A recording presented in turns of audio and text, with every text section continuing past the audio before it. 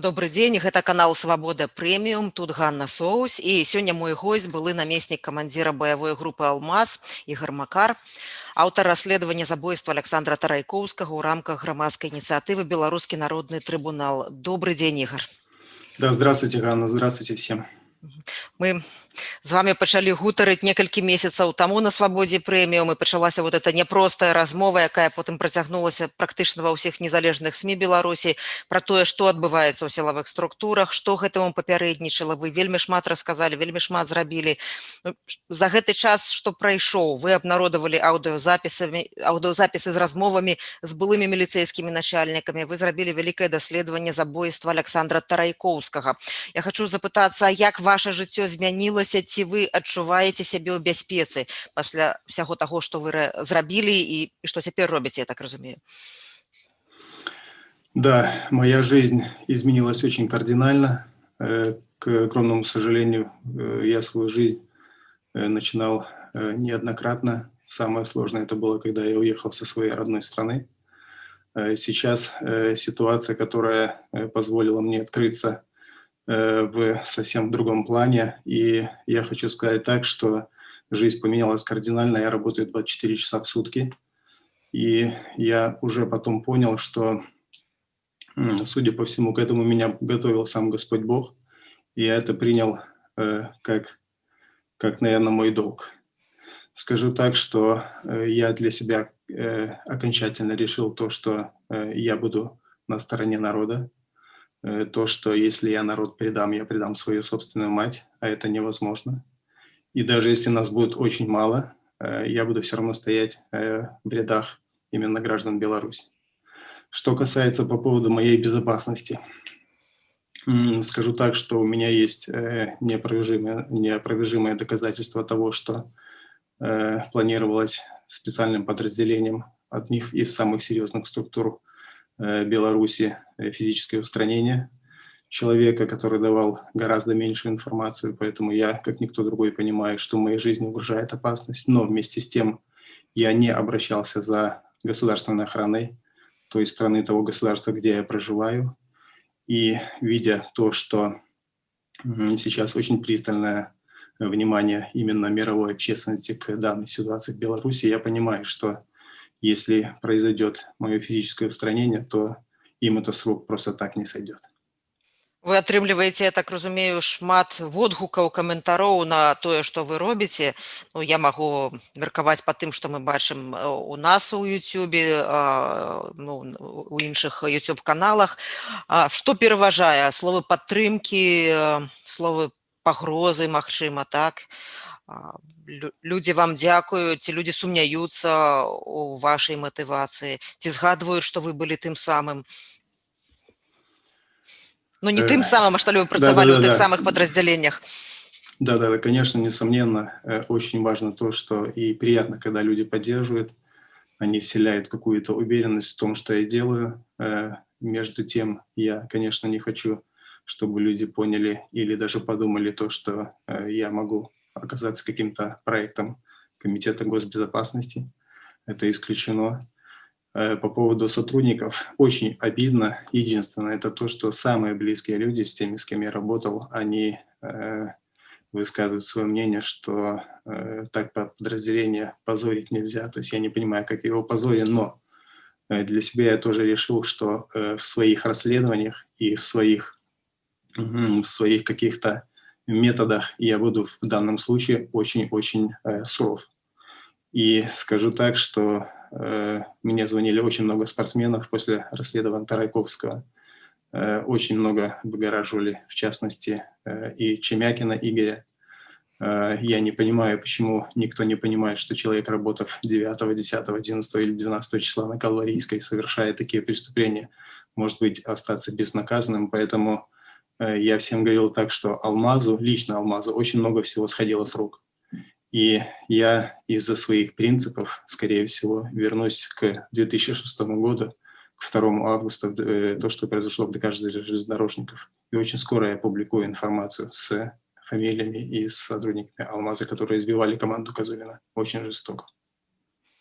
Дарэчы, вот наконт таго, што адбывалася ў момант гібелі Александра Тарайкоўскага, калі мы з вамі гутарылі некалькі месяцаў таму, вы, ну, напэўна, яшчэ не так дасканала вывучыўшы сітуацыю, Да. гаварылі пра тое, што там стрэл быў, падаецца, з 20 метраў, а тады як бяспечны з гумавымі кулямі это 50 метраў. Ну і потым тое, што вот мы все паглядзелі ў расследаванні, была іншая версія. Ці вы памыляліся на пачатку? Вот, ну як бы вы маглі патлумачыць, што спачатку такую далі версію, а потым пасля глубокого вывучэння іншую?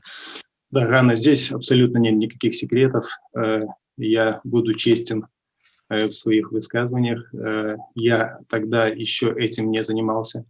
Я видел эту запись зрительно, потому что очень сильно я отдавал свое время и своей команды именно для нашего проекта «Белорусский народный трибунал», поэтому просто времени физически не было. Но предварительно, конечно, просмотрев запись и понимая, что это сделал сотрудник «Алмаза», я очень много этому придавал значения, и меня во многих выступлениях уже даже люди просто просили. И, скажем так, это стало моим долгом. Прежде до этого я разговаривал с людьми. Конечно, сложно мне сейчас это все говорить, потому что я даже не могу назвать их должности, не могу назвать тем, чем они занимаются. Но я очень много просил, чтобы они сделали запрос в Следственный комитет, потому что мои предположения были то, что сотрудник «Алмаза» мог просто перепутать патрон и зарядить вместе с резиновой пулей именно патрон боевой. Но потом, когда я это все исследовал, я увидел то, что когда я рассчитал расстояние, это оказалось ближе, порядка 10 метров. Я даже взял с запасом, я об этом говорил. Убийство Александра Тарайковского, тоже уже говорил, оно было сделано именно жестоким, самым жестоким способом, то есть именно с цинизмом, потому что я не мог даже слово подобрать. И то, что эта пуля оказалась, скажем так, по моему исследованию не боевая, это очевидно видно, потому что с 10 метров было бы и входное, и выходное отверстие. То есть на спине, естественно, мы видим, что там нету крови.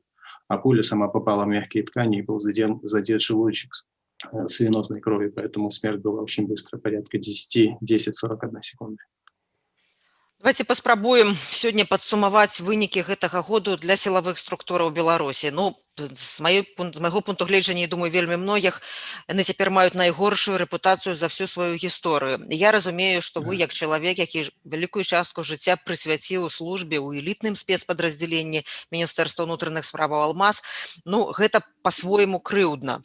Якім быў гэты год для сілавікоў? Хто з іх героі, хто з іх злачынцы? Хто маўклівыя выканаўцы, да каго б вы аднеслі іх маўклівых выканаўцаў? Этот год, конечно, для сотрудников правоохранительных органов оказался очень-очень серьезный, и я бы сказал, даже очень-очень плохой. Достаточно того, что народ Беларуси называет сотрудников карателями Беларуси. Я думаю, что мы можем здесь обойтись без особых комментариев. То, что есть очень много сотрудников, те, которые выполняют именно преступные приказы, а даже более те, которые проявляют свою инициативу по поводу избиения народа, по поводу там каких-то проведения пыток и там всяких остальных там плохих там именно истязаний, то к таким людям, конечно, я даже не могу слова найти.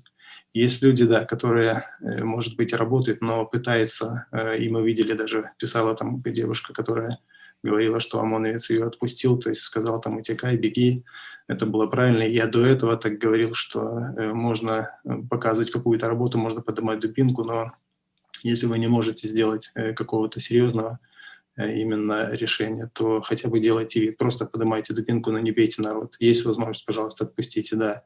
Я не назову таких людей героями, но это уже что-то, это продвижение, то, чем мы занимаемся именно. Каго б вы героями каго б мы могли назвать? Героями я мог бы назвать, допустим, тех людей, которые сейчас обращаются ко мне, когда мы запустили нашу инициативу «Белорусский народный трибунал». Очень много пишет офицеров, очень много, очень серьезные письма. Мне до боли очень сильно хочется опубликовать их полностью со всеми наградами, со всеми погонами. Но я этого сделать не могу, но скажу точно и уверенно, что герои есть. И я думаю, что когда мы победим, это все опубликуется, и все-таки люди увидят, что есть именно в органах те люди, которые не могут быть равнодушными вот к тому, что сейчас происходит. Ну и по поводу последнего, это те люди, которые остаются именно безразличны в данной ситуации. Я думаю, что все-таки очень скоро, и мы над этим работаем, они примут сторону народа. Я думаю, что они выберут тот путь. Я в этом более чем уверен после публикации некоторых материалов, которые выйдут в ближайшее время. Наколькі вам важна падаецца роля тых людзей у гэтых структурах, пра якіх вы толькі што гаварылі, якія працягваюць працаваць, але спрабуюць застацца людзьмі. І гэта не кожны можа заўважыць гэта. Ну, дадуць уцячы з аўтазаку, яны не будуць лютаваць у пастарунку, можна па-рознаму пратакол скласці. Наколькі важная іх роля? Я бы сказал, очень важно, потому что данную созданную вот такую вот структуру, которая делалась десятилетиями, мы это все прекрасно понимаем, разрушить ее сразу очень-очень сложно. Мы также понимаем, в каком случае мы ее можем разрушить сразу и мгновенно, но я не думаю, что на это кто-то сейчас пойдет. Поэтому данная структура разрушается только медленно и постепенно, то есть мелкими шагами мы идем в счастливое наше будущее. Поэтому именно вот в этом плане мы и продвигаемся. Зрэдку з'яўляецца афіцыйная інфармацыя пра колькасць людзей, якія звольніліся пасля 9 жніўня, якіх звольнілі пасля 9 жніўня, і гэта не так мала, і не хапае насамрэч людзей у сілавых структурах. Але публічных аповедаў мы маем мала. На самым пачатку некалькі міліцыянтаў гаварылі, ну вот людзі, якія якраз з вамі працуюць у камандзе Народнага трыбуналу. Як вы мяркуеце, чаму яны маўчаць? Гэтыя людзі, якія звольніліся, таму што не захацелі ісці супраць свайго сумлення, не захацелі выконваць загады, якія лічаць незаконнымі, злачыннымі. Чаму толькі адзінкі публічна гавораць пра гэта? У іх ёсць рэальная пагроза, калі яны загавораць, як вы мяркуеце? Этот вопрос я понимаю так. В данном опросе я в этом направлении очень серьезно работаю, но, к сожалению, повторюсь, что не очень много времени, но мне самому было очень интересно и важно, что же вы в данном опросе именно перевесит. То есть вот почему сотрудники, даже уволившись, не могут, допустим, высказать прямо свою точку зрения. Понимаю и даже уверен в этом, что высказанная точка зрения, она может быть оказаться последней, человек может быть сразу же задержан. Как я уже много раз говорил, что статья выбирается очень быстро, потом в процессе эта статья меняется на более жестокую, и человек подвергается суду, естественно, ему дается какой-то срок, и это все понимают. Но очень много людей, с которыми я общался, и с ОМОНовцами, и с уволившимися уже ОМОНовцами, с сотрудники патрульно-постовой службы. Мне многие люди уже на Белорусский народный трибунал пишут, и я всем задаю тот же вопрос. Я собрал уже огромную базу, я хочу ее просто доработать и, может быть, какой-то сделать именно стрим и рассказать все полностью то, что вот именно внутри у людей, та правда, которую люди пишут. А пишут много всего. И по поводу зарплаты, и по поводу того, каких берут в органы, каким дают кредиты, жилье. То есть все ссылаются конкретно именно практически больше на материальную часть и на свою семью. А вы гаворыце пра велізарную базу. Маглі б вы сказаць, якая прыкладна колькасць зваротаў? Гэта дзесяткі, гэта сотні? Почти уже под 100. Што цяпер з дапамогай з розных фондаў салідарнасці тым людзям у сілавых структурах, якія вырашаць звольняцца, так? Ну, калісьці было абвешчана, быў пэўны тэрмін, сыходзьце з гэтых структураў, так, і мы будзем вам дапамагаць, гэты тэрмін скончыўся. Дапамога нейкая ёсць людзям, ці можа быць, якая дапамога, падтрымка людзям, якія вырашаць звольніцца, якія вырашаць перадаць інфармацыю, ну, нават рэальная дапамога, каб і з'ехаць з краіны, калі іх жыццю пагражае небяспека. Ці ёсць такія праекты? Бо мы ведаем, што калісьці за такія спробы дапамагаць сілавікам, ну, проста з'явіліся новыя палітвязні, і вялікія ціски на кампанію «Пандадок» былі, так? Што цяпер з гэтым? Конечно, мы как никто это все понимаем, и вот сегодня я буду встречаться с коллективом из Байпол. Мы будем именно продолжать совместное какое-то сотрудничество. Белорусский народный трибунал уже запустил программу по поводу поддержки именно сотрудников.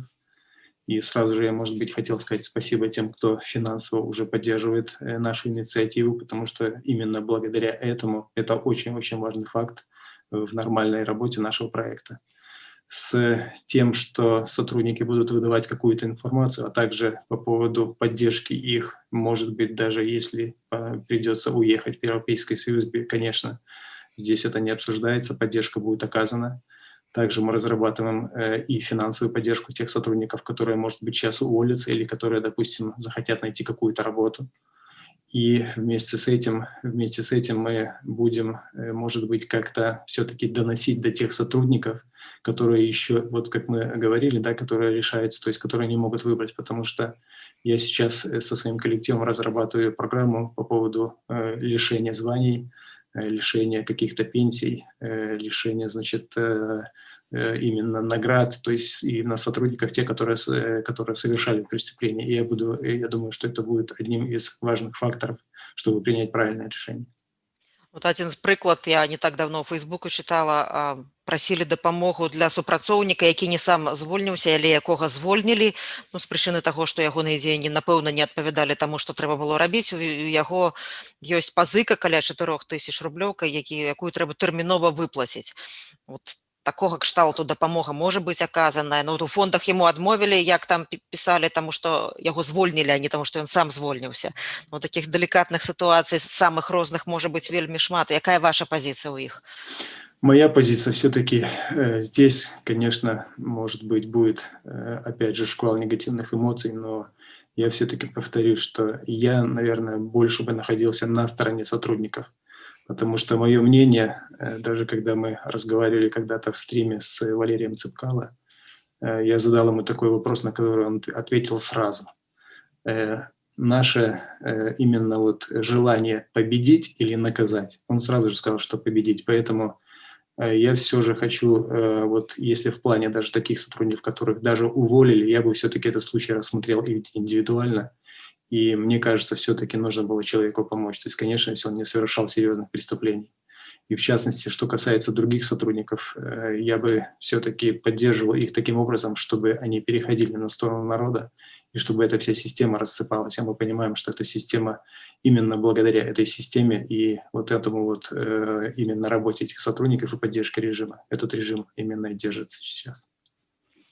А ў дзень, калі мы з вами размаўляем, вы, напэўна, чыталі, выйшла расследаванне ініцыятывы Белпол, звязанае са справай Сергея Ціхановскага пра тое, якім чынам гэтая справа стваралася, якім чынам адбывалася затрыманне, хто ў гэтым браў удзел. Это вялікае расследаванне. І я хацела вас запытацца, вы працуеце ў кантакце з гэтымі структурамі, працуеце ў складзе Народнага трыбуналу. Якія расследаванні, якія факты, атрыманыя непасрэдна сілавых структураў, могуць быць, плануюцца быць абнародаваны ў новым годзе? Я разумею, што вы все не можаце назваць, але, ну, прынамсі, скажыце, у якім кірунку гэта будзе все. Гражданская инициатива, значит, Белорусский народный трибунал, она создалась непосредственно для того, чтобы показать и обозначить то, что преступление режима – это не то, что произошло после 9, 10, 11 и 12 августа этого года. Это преступления, которые начинались уже в 1994, в 1996 году. Я хочу сказать так, что мы коснемся непосредственно именно исчезновения Гончара и Красовского. Значит, обнародуем информацию по поводу Завадского, а также обнародуем информацию по поводу генерал-майора Юрия Захаренко. Также мы вернемся и значит, опубликуем информацию по поводу взрыва в метро, после чего была приведена в, значит, действие мера, значит, высшая мера наказания Ковалева и Коновалова. Также мы вернемся к взрывам, те, которые были, значит, на Стелле и в Витебске.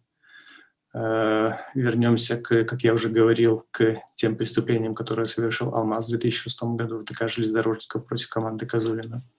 Ну и самое главное, наверное, очень скоро я опубликую информацию, потому что у меня есть неопровержимое доказательство того, что Лукашенко Александр Григорьевич причастен к совершаемым и совершенным тяжким и особо тяжким преступлениям, в которых замешано высшее руководство Комитета госбезопасности.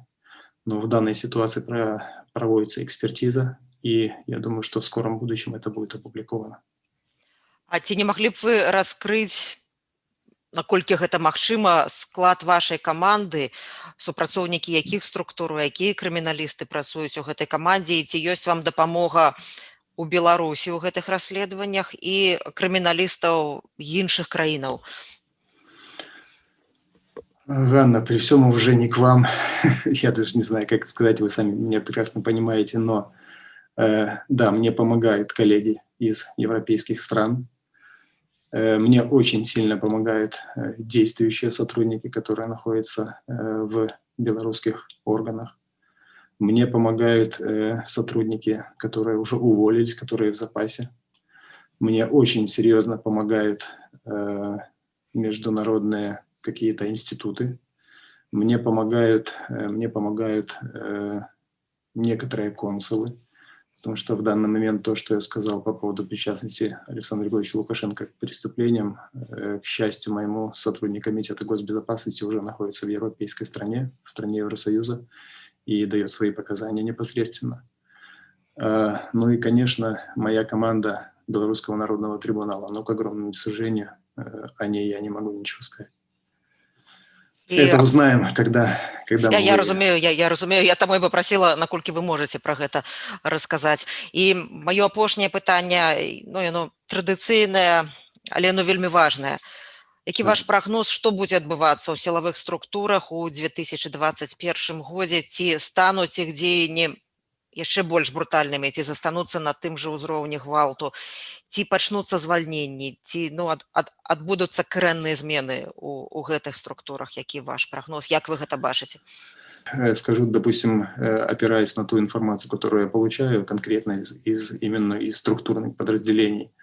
По поводу Алмаза скажу, что вопрос очень серьезный, потому что жести там очень много, и ребята, скажем так, настроены не очень положительно.